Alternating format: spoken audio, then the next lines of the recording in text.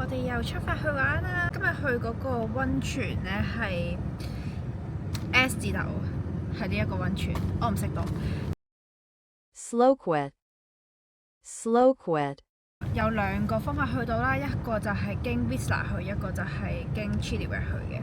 咁我哋今日呢就係經 Chilliwack 去，兩邊揸車呢都要4個鐘頭。咁野溫泉唔知道會點樣呢？之前我哋曾經去過一個野溫泉啦 ，Clear Creek， 佢有幻想嘅，好似好 raw 咁樣啦。咁但係最後尾我哋都係浸唔到嘅。如果有興趣知道嘅咧，可以睇翻我哋之前嘅片啦。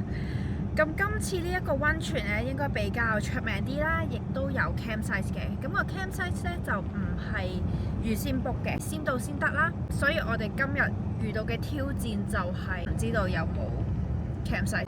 我哋由溫哥華向東行，大約駛咗個零鐘到啦。咁我哋就去咗 Chilliwack。住喺溫哥華嘅人咧，可能都對呢個地方唔陌生啦。咁但係香港嘅朋友咧，就俾大家睇下啦。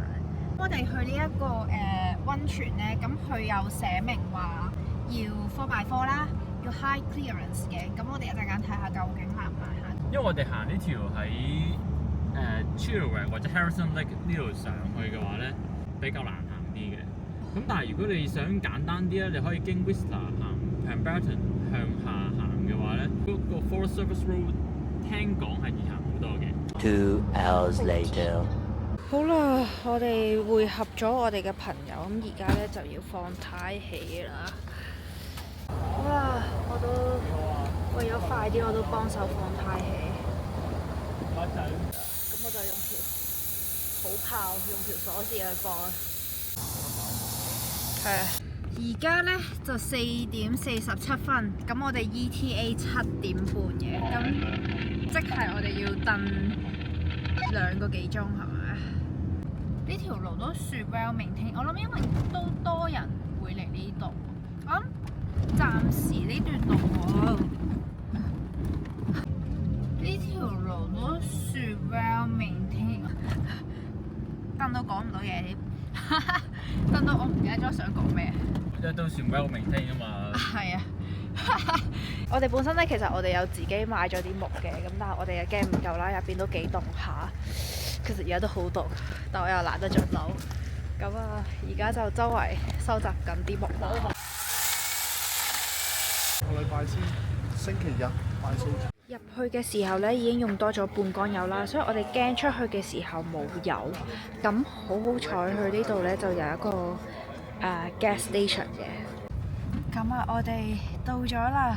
咁我哋而家就去揾緊我哋嘅 campsite 啦。咁我哋一入到嚟嘅時候啦，佢有問我哋有冇人帶狗啦。咁呢個 campsite 咧係可以俾帶狗嘅，但係就唔可以落去 hot spring 嘅 area 度。為咗要架車平，所以就攝啲石落去啦。哇，好精緻啊！呢度啲木。令我諗起上次 Mana 嘅燈膽。佢哋搭到個火都超靚，好暖啊，勁靚啊！然之後咧，佢哋嗰邊咧就係忙緊喺度煮嘢食啦。唔想大，唔想大，玩得滯，玩得滯。好毒啊！遇到呼吸聲。我唔想我嘅。識㗎。佢有鑊氣呢一個位。比較差。佢有兜嘅啫喎。冇得咁樣啦。有啲花生嘅白飯。料嘢。算啦。喂，特價嘅燒冷嘢。呢度呼吸都有毒㗎啦。夜晚啦，我哋 set up 張床啦。咁我哋咧有呢啲叫做遮光板啦。咁通常我哋第一件事都係遮晒先至 set up 入邊啲嘢，費事人哋睇到。咁我哋呢一個咧係上網買嘅。咁其實我自己覺得係有啲貴咯，可以自己整嘅，不過我哋又自己懶咯。跟住又覺得都成日用啦，咁樣咁就算啦，買過啦。咁樣會巢晒添，佢唔係好靚。唔係你要推入去咁樣。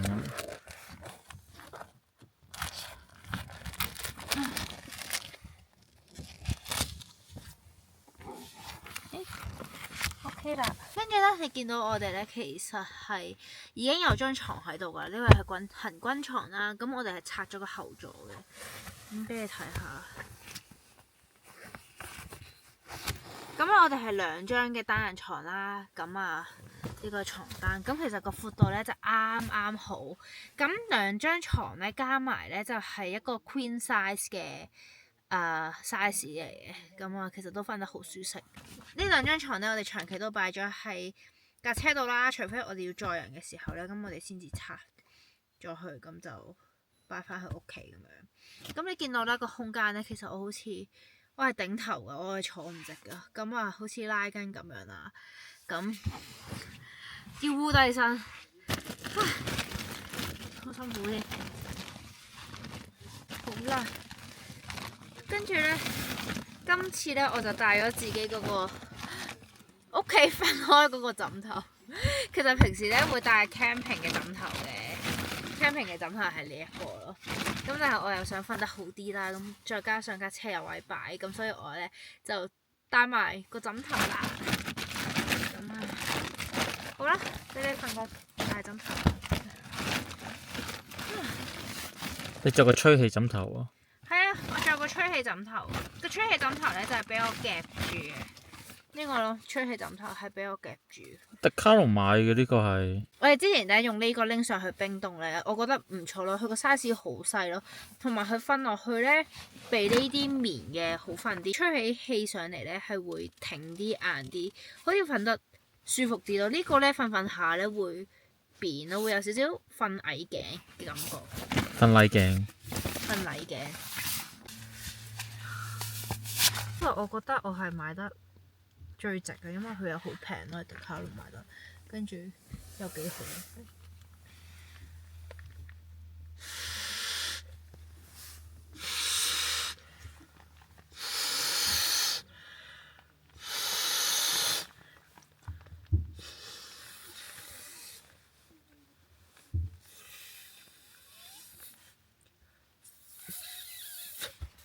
瞓車呢，我極力建議大家一定要有一張墊啦，去墊住你背脊同埋張床，咁樣即係隔住啲寒氣咧，你個人會暖好多。即使你張被幾厚都好啦，你冇張床墊啦，冇張墊喺度咧，係真係我哋之前試過瞓車，然之後係吹氣床墊嘅。咁我哋張被咧係好厚嘅被啦，唔係睡袋嚟嘅厚嘅被。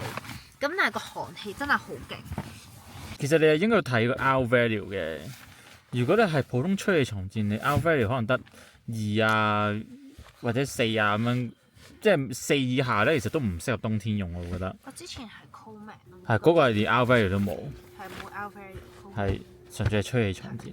跟住呢張氈咧啱啱好咯，個 size 勁 fit 咯，一個 queen size 床。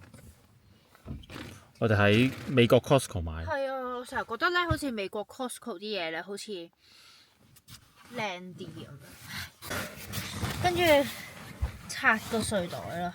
自從我哋有咗呢個之後咧，我哋就唔需要夜晚開暖氈或者開暖氣咯。我哋今次嚟咧都冇帶電池嚟啦，亦都冇帶暖氈啊，即係我哋用咗呢張毛氈代替。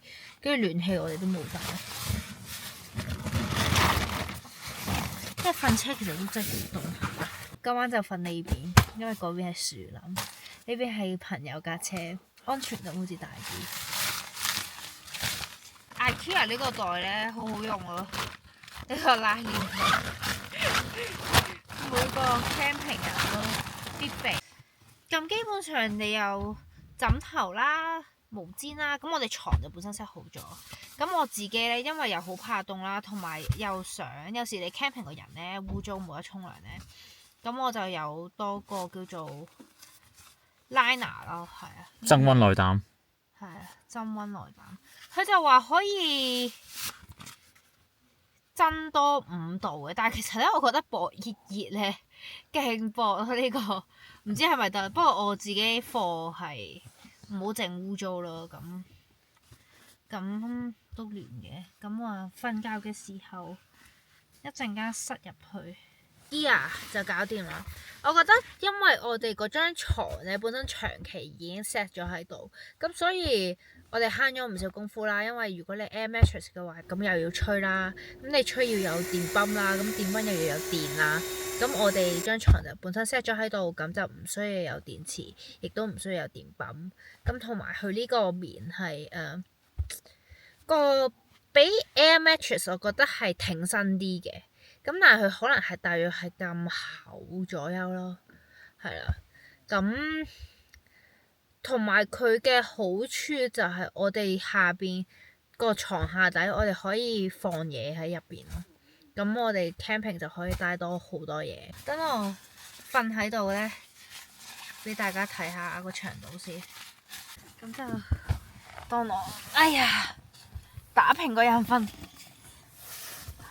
好舒服啊！其實後邊就好多位，腳底。係。唔好處嘅就係我冇得坐直咯，但係如果我有得坐直嘅話咧，咁我下邊就冇得放咁多嘢，咁所以我哋就揀咗個中間位咯，係。同埋我覺得有個好處就係我有咩事我可以喺瞓緊覺都可以爬上嚟駕駛位度直接掹咗個遮光板就可以開車走咯，咁就會比起你瞓 rooftop tent 你要行落地。之後再開車門先至上到車，我覺得安全性會好啲啦。然之後你落雨，我又唔使收個 rooftop tent 喎。因為你濕咗，咁你之後要打翻開揾位晾佢啦。係。同埋你始終係呢個保護性好啲咯，防風好啲咯。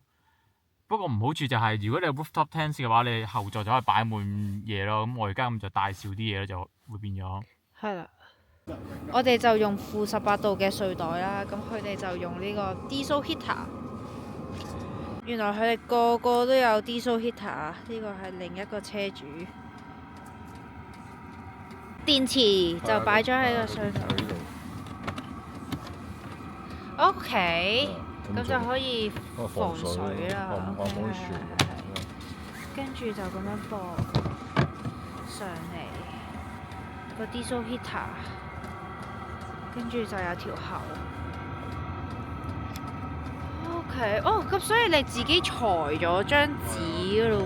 買一塊膠板咁樣。OK。就貼色，跟住就一個窿。學到嘢。煮糖水。係啊。宵夜。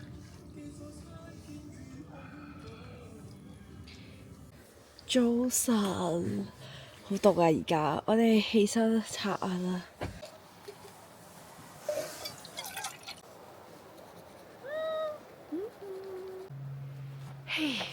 朝頭早就同大家睇下個營地係點樣啦。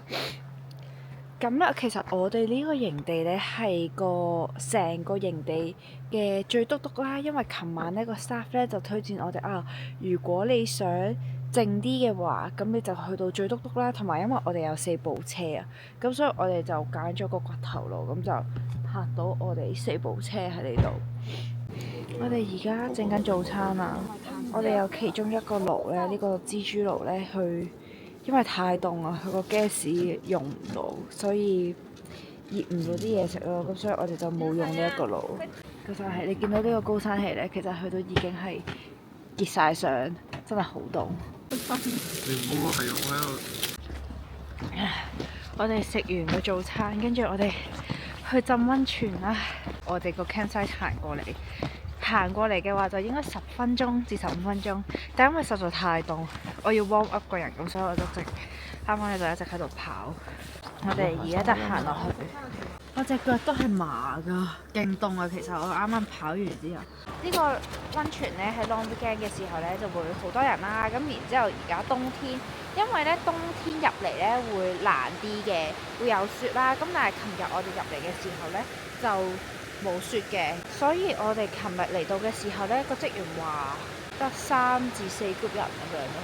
呢度應該係個源頭嚟㗎，試下先。正喎，都好熱下喎。真係熱水啊嘛？係 stand 唔到落去㗎。係咯，行啦。滾啦！好想浸落去啊 ！Let's go！ 我忍住凍，鼓起勇氣換咗件泳衣落嚟。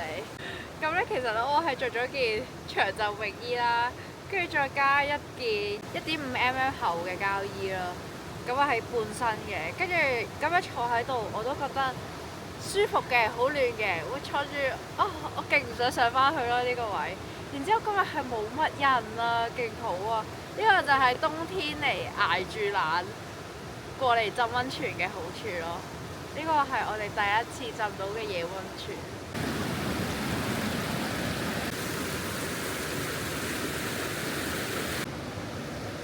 佢哋兩幅可以結個幅拉嘅位。